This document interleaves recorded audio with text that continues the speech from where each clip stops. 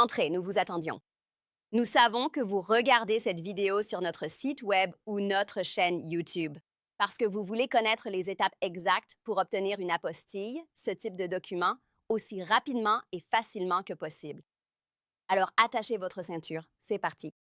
Bonjour, si vous regardez cette vidéo, c'est que vous voulez accélérer la procédure d'apostille pour la carte verte ou le document de résident permanent considéré comme non enregistrable par le secrétaire d'État du Texas. Quel en sera le coût?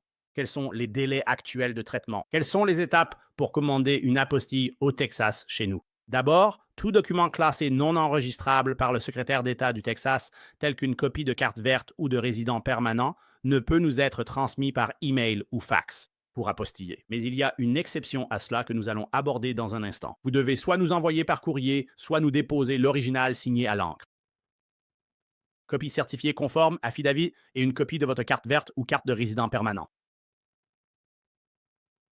Au siège d'Austin, Texas. Deuxièmement, les documents non enregistrables doivent être notariés à l'encre par un notaire public. N'utilisez pas de notaire d'un autre État ou pays. Utilisez uniquement un notaire du Texas. Ensuite, vous, un avocat ou le notaire, devez joindre à votre acte ce texte de serment ou d'attestation texane comme indiqué ici. Voici une carte de résident permanent, communément appelée carte verte. C'est son surnom, bien qu'il s'agisse officiellement d'une carte de résident permanent des États-Unis. D'accord. Il y aura toujours votre photo dessus, toujours, ainsi que ces informations. Vous ne pouvez donc vraiment pas trouver ces apôtres au Texas actuel. D'accord. Vous ne pouvez obtenir qu'une photocopie de toute pièce d'identité, y compris les passeports, les permis de conduire et les visas. Vous ne pouvez pas l'obtenir. Et vous ne pouvez l'obtenir que si vous, le dépositaire, c'est-à-dire une personne, c'est toi. Donc si c'est ta photo, c'est toi. Si vous faites une copie certifiée conforme du DVD, vous la faites notarier et nous allons vous montrer exactement ce que vous devez faire. Il s'agit donc de ce qu'on appelle une copie certifiée conforme d'une déclaration sous serment. C'est vous, le titulaire de la carte de résident permanent. Vous allez donc faire une déclaration, dire je juraire. C'est une copie conforme de mon document, de ma carte de résident permanent. Très bien. Et ensuite, vous signez le document qui indique titulaire d'une carte de résident permanent. Vous signez comme pour votre signature de résident permanent. Signez donc votre carte ici, comme sur votre carte de résident permanent. Et ensuite, écrivez votre nom en lettres d'imprimerie précisément dans la case Je, exactement tel qu'il apparaît sur votre carte de résident permanent. C'est très important. Ici, il est écrit Test V Specimen. Si votre nom n'a qu'une initiale pour le second prénom, écrivez-la ainsi en lettres d'imprimerie. Si votre pièce d'identité indique votre deuxième prénom complet, écrivez-le alors en entier. Si vous n'avez pas de deuxième prénom, n'en mettez pas, ce qui est le cas de beaucoup de personnes nées à l'étranger qui n'en ont pas. D'accord? C'est donc très important. Le notaire ne peut pas se tromper, mais il se trompera là-dessus. Il est écrit ici très clairement. Inscrivez le prêt automobile résident. Si le notaire inscrit son nom ici, votre document sera rejeté et les frais de réfection seront à votre charge. Alors assurez-vous qu'ils inscrivent votre nom ici exactement comme il est écrit là-haut. Et ensuite, le notaire va signer ici. Ils vont aussi se tromper. Nous avons vu des notaires signer leur nom à cet endroit, pas seulement l'imprimer, ce qui est incorrect. Ils vont signer le nom du notaire là, puis ils vont aussi se tromper et signer votre nom à cet endroit où j'ai vu, là où il est écrit je, ici, des gens signer leur nom à cet endroit. Encore une fois, tout cela sera rejeté. Vous devez l'imprimer. Nous disons littéralement d'imprimer. Nous avons simplifié cela au fil des années. On ne disait pas d'imprimer. On croyait que c'était du bon sens pour le notaire, mais ils ne l'ont pas fait. Veuillez inscrire votre nom. On le précise ici, ce qu'on ne faisait pas avant. Il est écrit signature. Vous devez donc signer en écriture cursive à cet endroit. C'est crucial. Le notaire doit procéder ainsi. Nous ne voulons pas que vos documents soient rejetés pour une erreur du notaire ou de votre part. Suivez simplement ces instructions.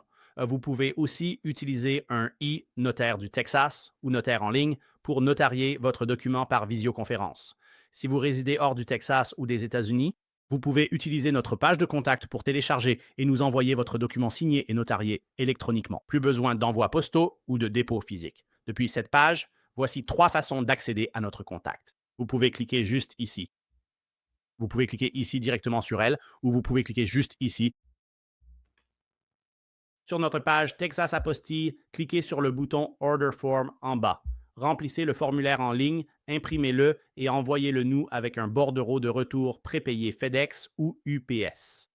Ainsi, nous pourrons vous renvoyer tous vos documents ou les envoyer à la personne de votre choix, n'importe où dans le monde. Et encore une fois, si vous choisissez l'option de notariat électronique, vous n'avez rien à nous envoyer ni déposer. Il vous suffit d'aller sur notre page de contact et de télécharger 3 documents. Le premier est le PDF de votre document notarié électroniquement.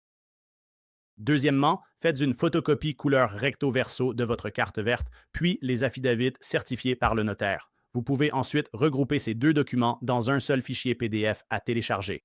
Ensuite, vous téléchargerez votre étiquette de retour prépayé FedEx ou UPS. Et troisièmement, vous allez télécharger un PDF de notre page de formulaire de commande. Ainsi, sur cette page, plutôt que de l'imprimer physiquement, vous allez simplement vous rendre dans les paramètres d'impression de votre ordinateur pour générer le fichier. Ensuite, sélectionnez le menu déroulant des paramètres d'imprimante et choisissez l'option Enregistrer en PDF. Cliquez sur Enregistrer en PDF pour sauvegarder cette page de formulaire de commande en PDF. Puis, il vous suffit de télécharger ce PDF sur notre page de contact. De cette façon, vous n'avez pas besoin de prendre l'avion, pas besoin de vous déplacer, ni d'envoyer quoi que ce soit, ni même de sortir de chez vous. Vous pouvez le faire de n'importe où, peu importe où vous vivez, tant que vous avez une pièce d'identité valide et êtes éligible pour le faire par voie électronique. C'est aussi simple que ça. Ensuite, l'étape 2 concerne les instructions d'expédition. Je vais vous expliquer comment vous allez envoyer les documents et comment nous vous les renverrons.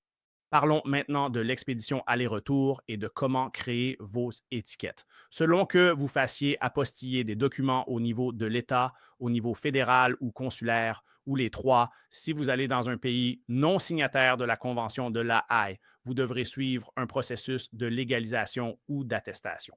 Pour un document d'État, comme un acte de naissance pour le Vietnam ou la Thaïlande, vous devrez passer par l'étape du Texas, puis au niveau fédéral des États-Unis, au département d'État, puis à l'ambassade de ce pays.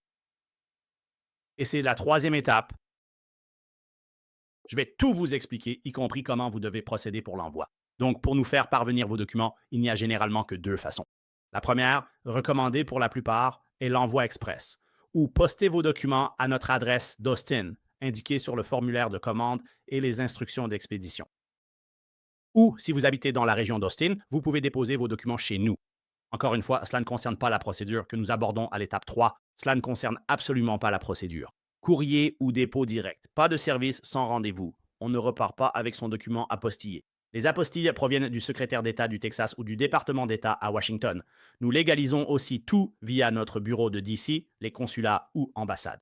Bureau dans toutes les ambassades étrangères à Washington, DC, où se trouvent 99% des ambassades étrangères du monde. Je vais donc vous expliquer ce que vous devez faire. Donc, si vous nous envoyez vos documents, merci de ne pas utiliser la poste ou le service postal américain. Ils perdent sans cesse des plis et des milliards chaque année et ce n'est pas sans raison. Ils sont incompétents, ils ne sont pas fiables, ne les utilisez pas. N'envoyez pas vos documents par courrier et ne demandez pas de retour par ce biais car le suivi est souvent catastrophique. Nous recommandons d'utiliser FedEx ou UPS. Si vous êtes en Europe, en Amérique du Sud ou centrale, je sais que DHL est le plus courant, mais le service le plus fiable reste FedEx, avec lequel nous expédions chaque jour. Nous envoyons des dizaines de milliers de documents à des clients sur 6 continents. Il ne nous manque que l'Antarctique, et c'est avec FedEx. Ils sont de loin les plus fiables. Si vous ne voulez pas que vos documents soient endommagés ou perdus, ils sont les plus fiables. Et ce sont aussi les moins chers si vous envoyez des documents. Aux États-Unis, de loin. Et je vais vous donner un exemple vers Washington, D.C., depuis Austin, au Texas. C'est en plein centre du Texas, aussi loin que possible à travers le pays, jusqu'à l'océan Atlantique, à Washington, D.C.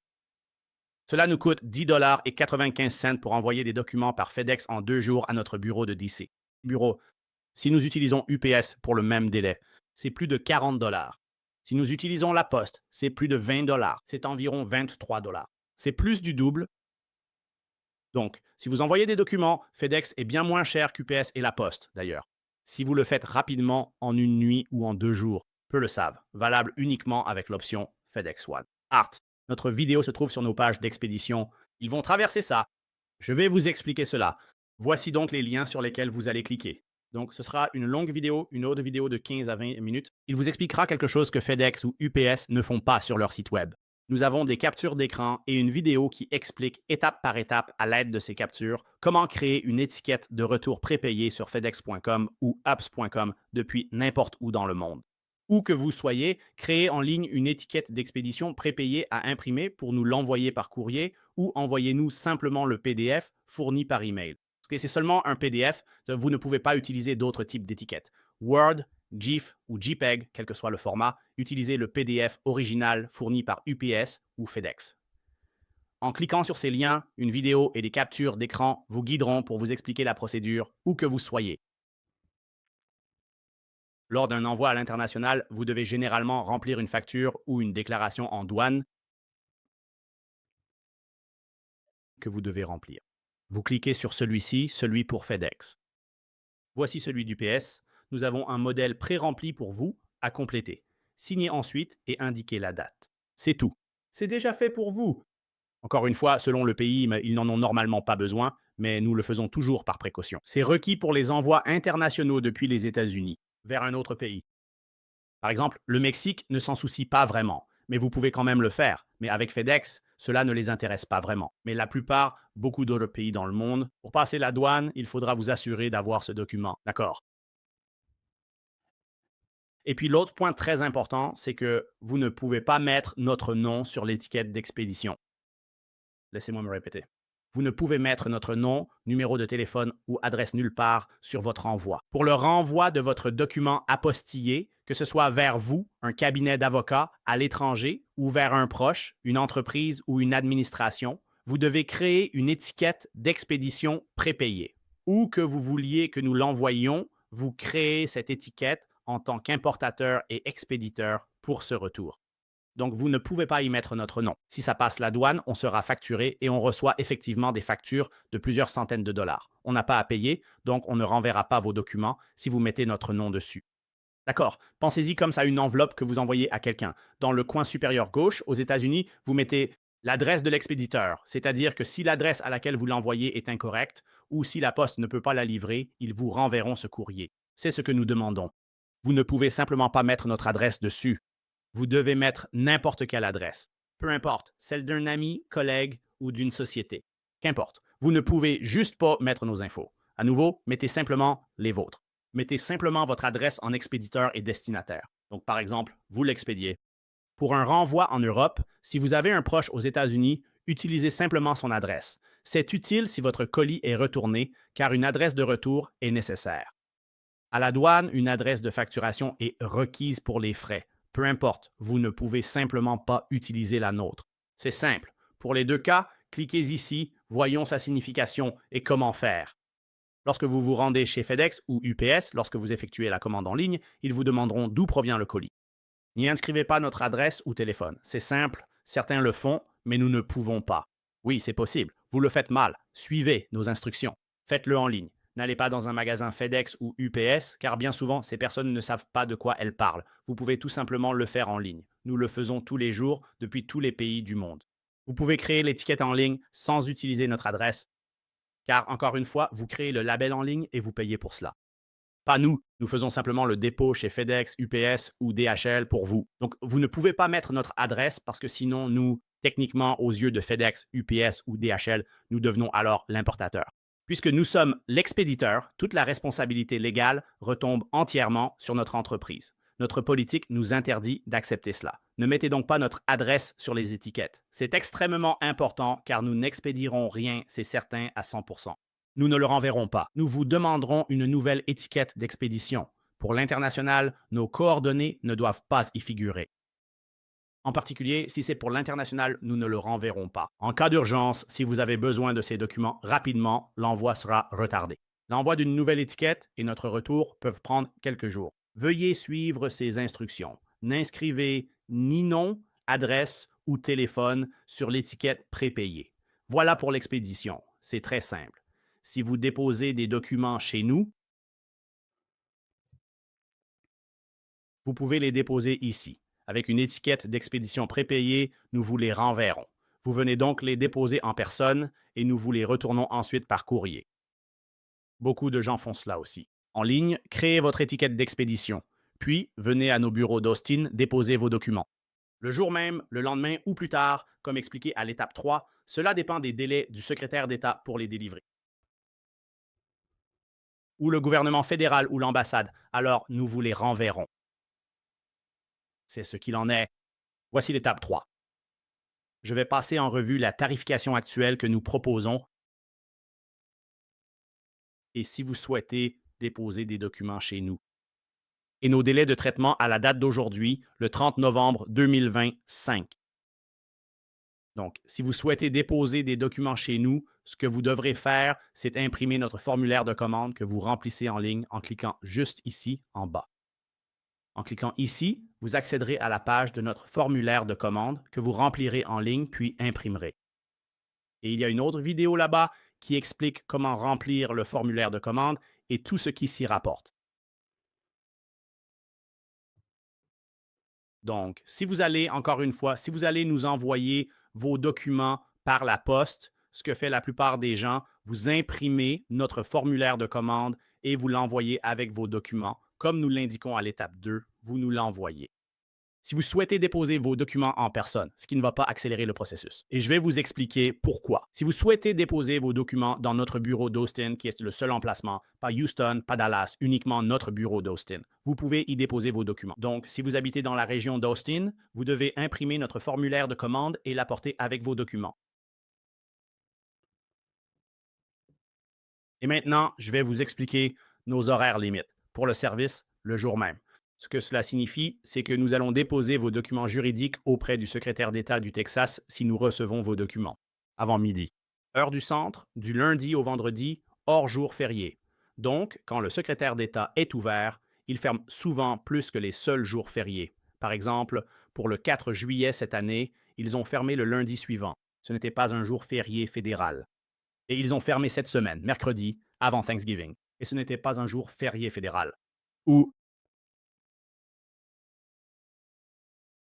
le Black Friday, ils sont également fermés. Pas de jour férié fédéral, mais ils ferment 3 jours cette semaine. Et ils seront fermés pendant 3 jours pour Noël. Ils l'ont déjà annoncé la veille de Noël.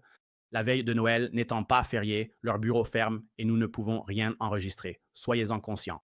Concernant les délais de traitement, aucune entreprise ne peut déposer vos documents tant que le secrétaire d'État est fermé.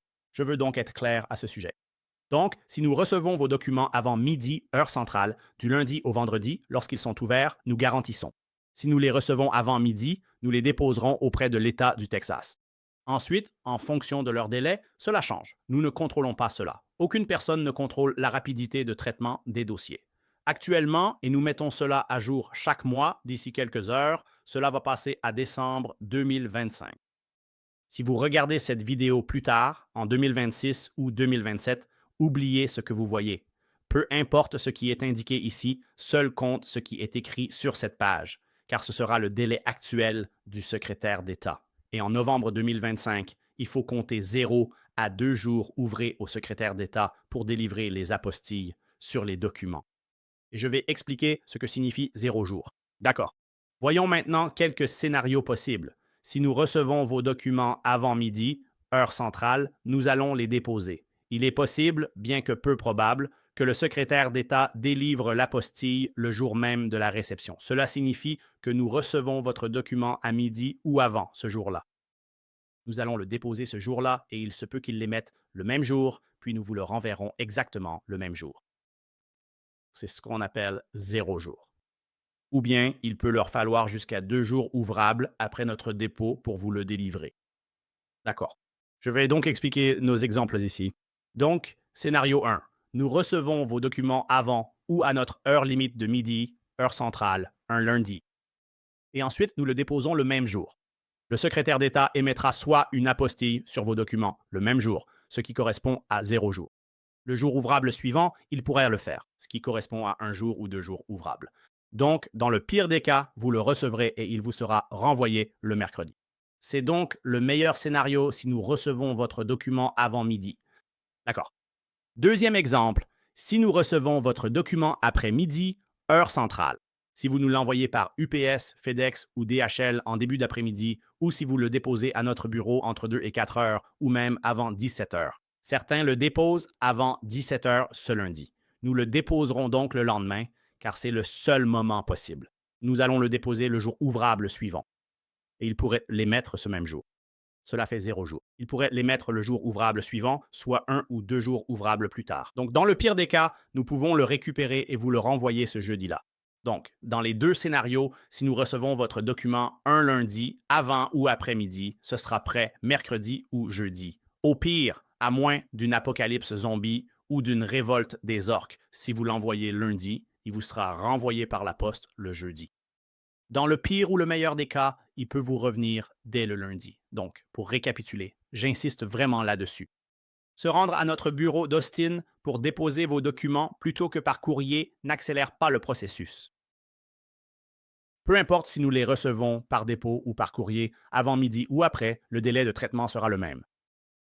Trop de gens ignorent notre site, ne nous contactent pas et viennent pour un service immédiat. C'est impossible car cela dépend du secrétaire d'État. Eux seuls décident. C'est eux qui vont décider s'ils le délivrent, le jour même, le lendemain ou dans 2 jours. SVP, sauf si vous vivez vers Austin, ça n'accélère pas le processus. Envoyez-nous simplement vos documents en express, comme expliqué à l'étape 2.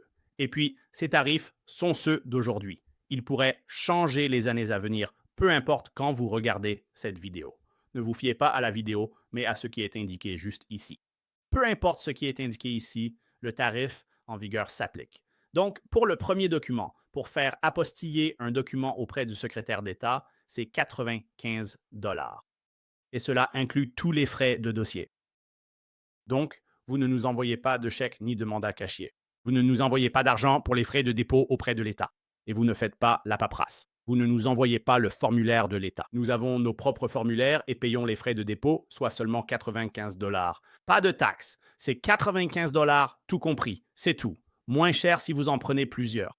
Et voici juste un petit tableau simple pour vous. Un document coûte 95, 2 exigeant des apostilles. Et cela se fait en même temps. C'est 170, 3, 245, etc. Ce sont les tarifs en vigueur. C'est comme ça chez nous. Et encore une fois, tout document supplémentaire coûte 75 dollars chacun. Lorsque vous êtes prêt, cliquez sur ce bouton. Cela mène à notre formulaire de commande pour les apostilles du Texas. Encore une fois, ceci concerne uniquement le Texas. Pour les tarifs fédéraux ou les tarifs d'entreprise, les tarifs du Texas pour les documents à apostiller ou les frais d'ambassade. Ceci concerne spécifiquement le secrétaire d'État et les documents du Texas. Donc, les documents qui sont notariés par un notaire du Texas ou les documents émis par une entité texane, une ville, un État, un comté ou le gouvernement de l'État, comme un acte de naissance texan, un certificat de décès, une licence de mariage, un jugement de divorce, des casiers judiciaires, des chèques, un permis de conduire, procuration, ce genre de choses. Donc, c'est la troisième étape. Merci.